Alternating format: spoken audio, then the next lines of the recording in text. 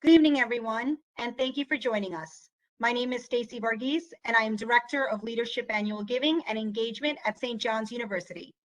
Today, the members of the Women Investors Club will be hearing from Marilyn Shia, who will break it down and let you know what you need and when. Some housekeeping rules before we begin. If you have a question, please submit it on the bottom right in the Q&A section to host, and they will be answered at the end of the presentation. Also, a recording of this webinar will be available to you on the Alumni Professional Development page on the university site. Now, I'm excited to introduce our speaker. Marilyn became part of CapTrust in 2018 when FCE Group joined CapTrust. She serves as a senior financial advisor and has been involved in the financial industry since 1983. She is experienced in providing trusted, highly skilled, fee-based, client-focused wealth management, investment advisory, and financial planning services. Marilyn is treasurer of the board of directors and the chairman of the finance committee at Fairways Community. She is also a member of CapTrust Women's Initiative. Welcome, Marilyn. I will hand the webinar controls over to you now. Great. Thank you so much, Stacy, and thank you everybody for joining this evening. So I know, 6 o'clock is sort of an iffy time for everybody, but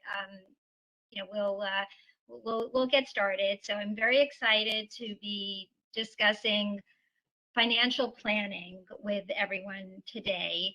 As Stacy mentioned, I've been involved in the finance industry since 1983, which means that I started when I was 4, I guess, or something like that.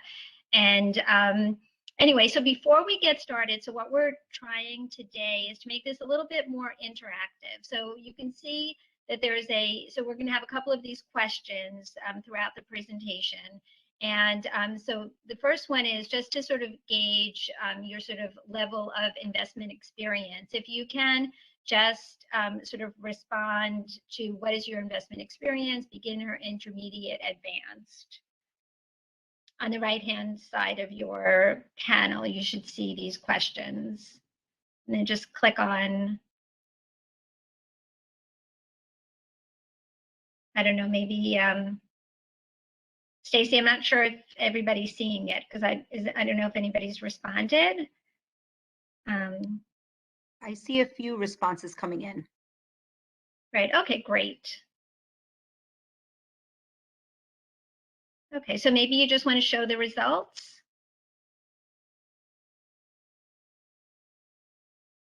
Okay, so we have sort of a mixed bag here, right? So we have a couple of beginners, a couple of sort of consider themselves intermediate, and I guess it just looks like one person considers themselves advanced. So again, so this is just sort of good information, and the presentation really is not so much just so you know about investing, but it's more about planning for your financial future. And what I mean by a plan is, sort of thinking about, how do you get from point A to point B? And, sort of there are a couple of factors to consider when you're developing a financial plan.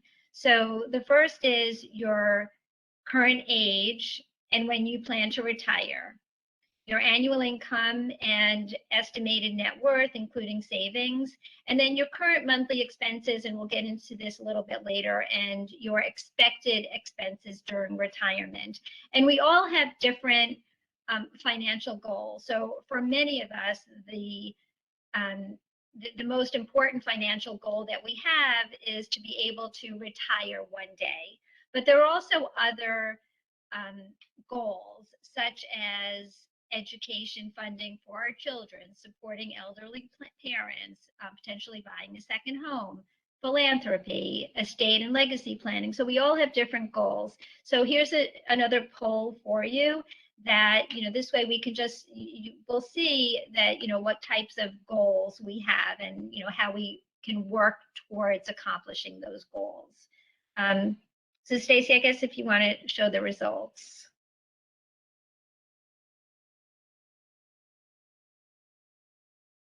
Okay, so it looks like that, I mean, there are a couple of those of you who didn't answer, but it looks like retirement security is the most important goal, which is really not surprising. So many of the clients that I work with, that's the most important goal that we have. We just want to make sure that we will be able to retire one day and we won't run out of money.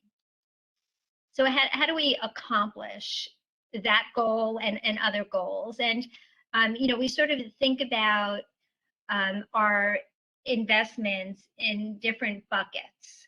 So when we're sort of, more than 20 years away from retirement, most of our assets can be in growth assets, meaning, sort of investments that will generate higher growth.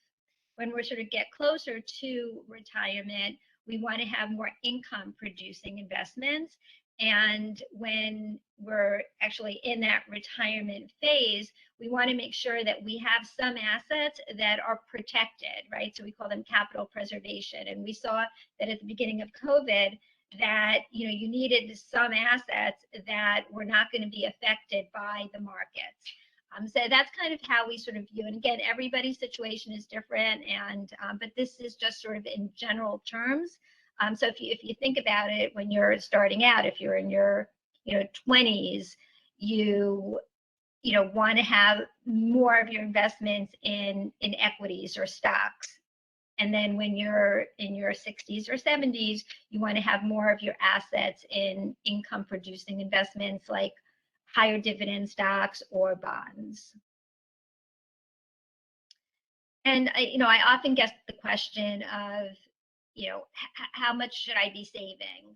And, again, just general rule of thumb is that when you're in your 20s, you should think about, if you can, saving between 10 and 15% of your income. When you're in your 30s, 15 to 25% of your income. And when you're in your 40s, sort of that number should just continue to go up to try to save 25 to 35% of your income, because at some point, your income when you retire is going to go down. So you want to have those savings in place. And this is a really important chart, and may be surprising to some of you, but again, it's not so much of how you're invested, which is certainly important, but it's also the time in the market. And what this chart is showing you is that, sort of as an example, if you contributed $150 a month starting today for the next 40 years, that $150 a month would grow to about $300,000 in 40 years. So total contribution of $72,000 would grow to $300,000. Investor B waits 10 years to start investing. So, starting 10 years later, still contributing the same $72,000. In this case, that investor B has to contribute $200 a month. So now for 30 years, and that amount of money now grows to $200,000 as opposed to $300,000. So again, same contribution, but because of the power of compounding, you have about a third less money. So the power of compounding is sort of very, very important when we think about financial planning. And again, this is another way to sort of think about it. So let's say these two tables here. So let's say you were making $40,000 a year, and you were able to put away 1% of that, so $7.75 a week. At the end of 30 years, you would have about $32,000. Now, if you were able to put away 5% of your money instead of the 1%, by the end of at 30 years later, you would have $160,000. So what I'm trying to illustrate here is that it's very important. Even a little bit of money starting early is very important to to consider. And the other thing that's important to think about, not just about like starting early, because it's never too late actually to start saving, but something else that's very, very important is that it's really impossible to time the market. And this graph illustrates that. So over the past, so from 1987 to 2020, so for, sort of a little more than 30 years, the last 30 years, the markets have generated an 11.42% annual return. So if you just started investing in 1987, kept your money in there, did not do anything, you would have experienced an 11.4% annual rate of return. In contrast, if you would have, sort of moved your money around, and if you just missed the top 10 days, the highest rates of return, the top 10 days in the market, you would have experienced an 8.8% return, and then so on. So if you just missed the top 20 days, you would have experienced a 7.1% rate of return. So again, this is to illustrate that it's virtually impossible to time the market. And this is, again, I often get the question is like, have I saved enough money? Can I ever retire? And so again, general rules of thumb is that when you're sort of in your 30s, you should have saved 1 times your income. So if you make $100,000, by the age of 30, it would be nice to have saved about $100,000.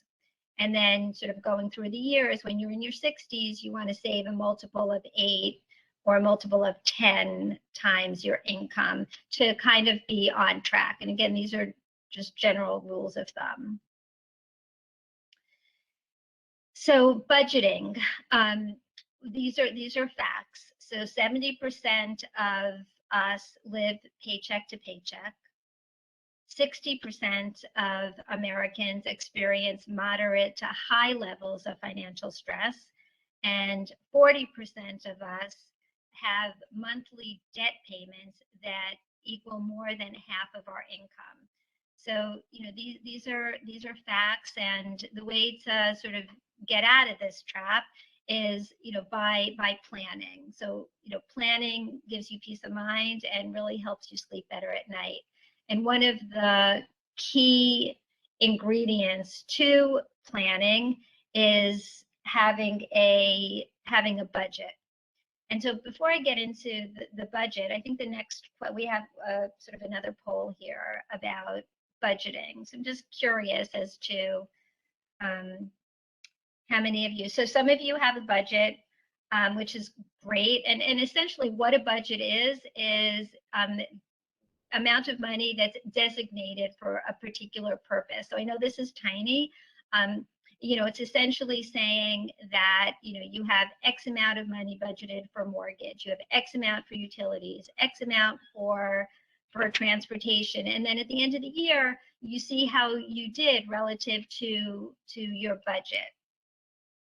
And we sort of think about needs and wants. And for some of us, needs and wants are the same, but there are really needs and then there are wants. And so an example of a need is a roof over our head, food, healthcare, clothing, the ability to get work.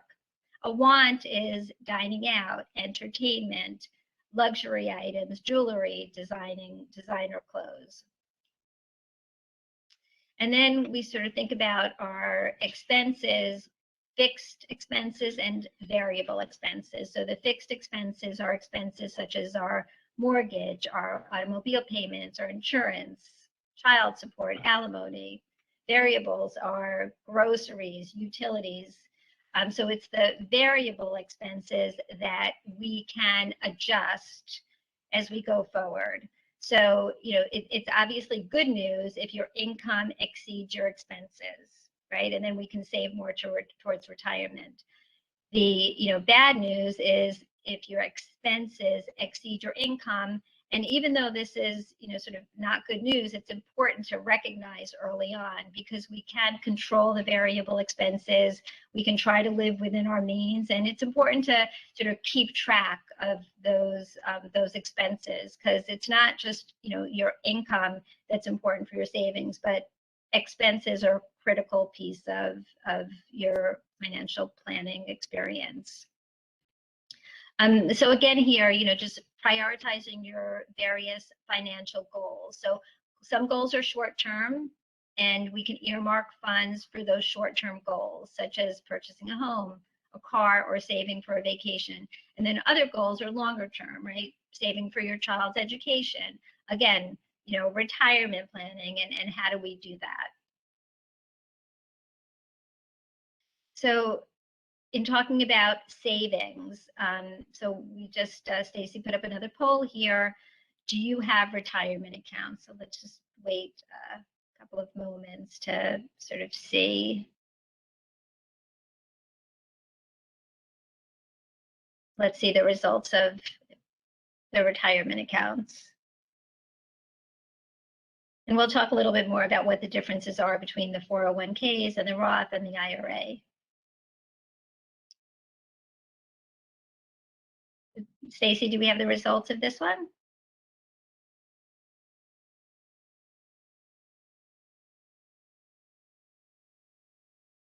Yes, I'm pulling it up right now. Okay, great. Okay. So most of us have 401ks, which is a great way to save, and I'll talk about that in a moment.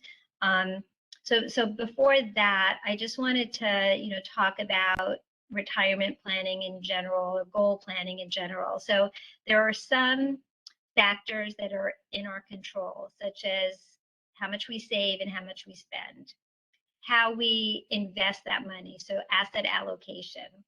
And then there are other factors that are totally out of our control, such as market returns. We can't move the market, and policy regarding taxes, savings, and benefits. We're not influencing the policymakers. And then there are some factors that are kind of in our control. So what we make, employment earnings, and how long we're going to be working, and how long we live is somewhat in our control. So those are the factors that sort of go into our, whether we can be financially independent. So talking about the sort of the different ways to save money for retirement, and I know that there's some confusion about what a Roth is. So a regular IRA or a 401k is you invest pre-tax money, and then that money grows on a deferred basis, and then when you take it out, you pay taxes on it, and you can start taking that money out when you're 59.5 years or later. A Roth, on the other hand, is you're putting money in a Roth retirement plan after taxes, but the money accumulates tax-free forever, and when you take the money out, you don't ever have to pay taxes on it again. So if you can afford to invest your 401k or IRA assets in a Roth type investment, that is, sort of a great retirement tool, because when you take that money out, you never have to pay taxes on it again. It just grows tax-free for the rest of your life. So what is a 401k, and why do so many of us have it, and why are they so great? So first of all, it's a way that it's just like an easy way for your employer to take money out of your accounts, hassle-free payroll deductions. You just automatically come out. Again, as I mentioned, the tax advantages of these 401ks is that it grows tax deferred until you take the money out. And certainly because it's growing tax deferred, the money will grow faster than if you just put it into your investment account, your brokerage account, or your bank account. And I just want to touch on Social Security, because I also get questions about Social Security and when you should start taking Social Security. So I don't know if the audience is sort of the age of thinking about taking Social Security. But if you're not, then you probably know people that are. And so I just want to sort of explain that there's something called a full retirement age, and that FRA is between 65 and 67 years old, depending on sort of what year you were born. And that's a certain number based on how much money you put in over the years that you were working. And from there, from that full retirement age, that amount goes up by 8% a year until age 70. And on the other side of it, it goes down 8% a year to age 62. So you have the option to start taking Social Security benefits between ages 62 and 70. However, whenever you decide to take it, that's the number for the rest of your life, except for cost of living increases. So we advise our clients very, very often to wait until they're 70, because, again, that number goes, up by 8% a year, which is not insignificant. And then that's the number that you get for the rest of your life. So life expectancies today are, into the 90s. So that's the amount of money that you're going to be getting, per month every year for the next 25 years, let's say, if you started when you were 70 years old. And then just want to touch on another important aspect to financial planning is estate planning. So, estate planning is your will, your healthcare proxy, your power of attorney, making sure your beneficiary designations are correct. So this is, sort of critical, and not only to, save on, potential estate taxes for your children or your beneficiaries, but making sure that everything is protected, spouses, bankruptcy, and so on. So very important to have at any age your sort of estate plan in place. And then just to sum up, and then we'll get into some Q&A. So this wealth planning process, or developing a plan. So you start with, as I mentioned, evaluating your goals, right? And we each have our own unique goals. And then you just, sort of talk about, the gathering all the information, coordinating everything, and then monitoring and adjusting your plan. And again, it's a cycle. You don't just do this once, but as we know, life happens, and so we're constantly reevaluating our plans. And then with that, I just want to thank everybody for attending today, and I welcome any questions that anybody might have. So Stacy, does anybody have any questions? I see two questions so far. The first question is, how long do you plan to invest? Do you ever stop investing? So that answer is no, you never stop investing, but you would invest differently.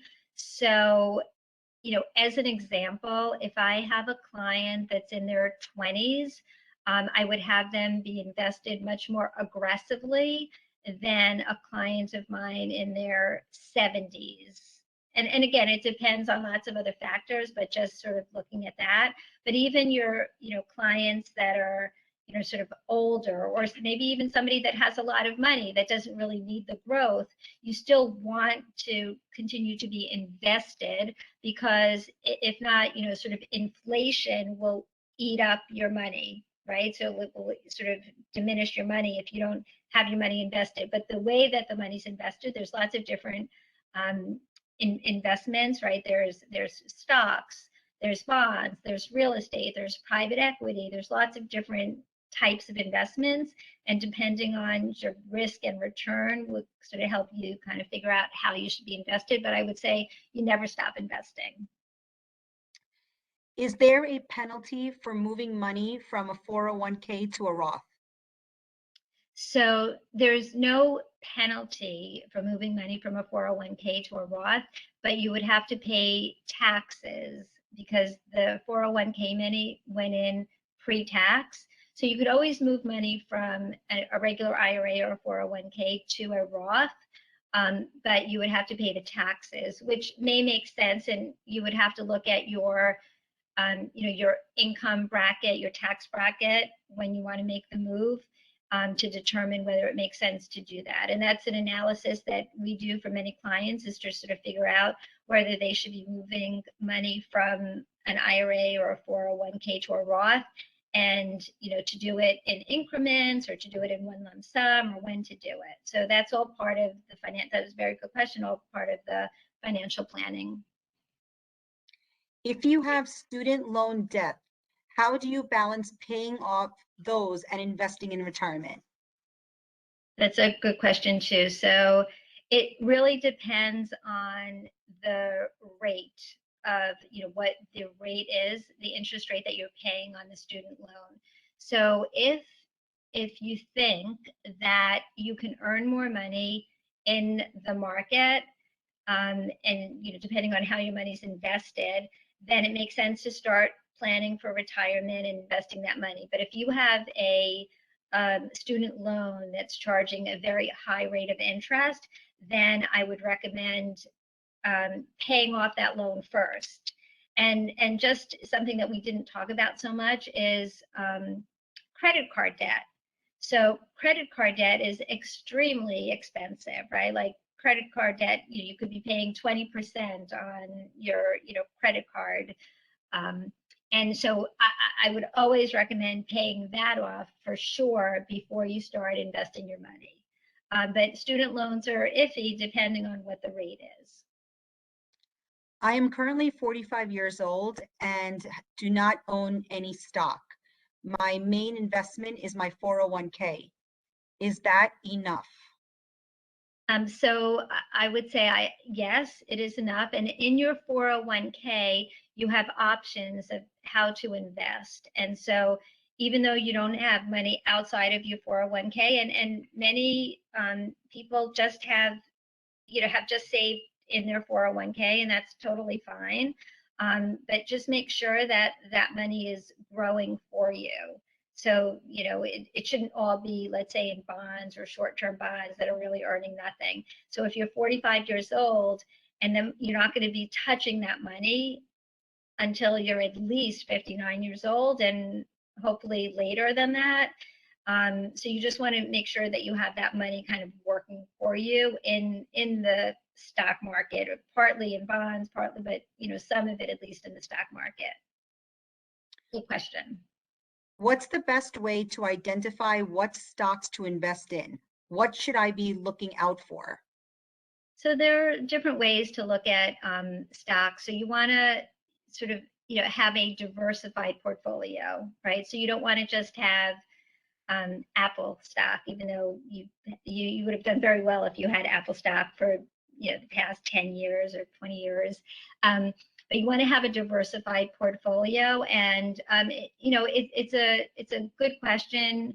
But there are lots of different services that you can look at. There's Morningstar ratings that you could look at to sort of see how different stocks are doing. And I would also suggest that a better way to invest in the stock market is through ETFs, which is like a basket of stocks, or mutual funds. And so even though mutual funds cost something, it's still, you're leaving it up to the experts to select those stocks, as opposed to, as a novice, just sort of figuring out what stocks to invest in. So, ETFs, again, you can invest in the large cap stock market and be diversified amongst lots of different large cap stocks. So that would be my recommendation if you want to start investing in stocks, is to do it through an ETF or through a mutual fund, because it's very hard. Like, it's a lot more risky to invest in individual stocks. Given the current tax proposals, how are you advising clients? Yeah, so we're advising clients to really look at their estate plan, because that's the biggest sort of factor that might be changing with the new changes.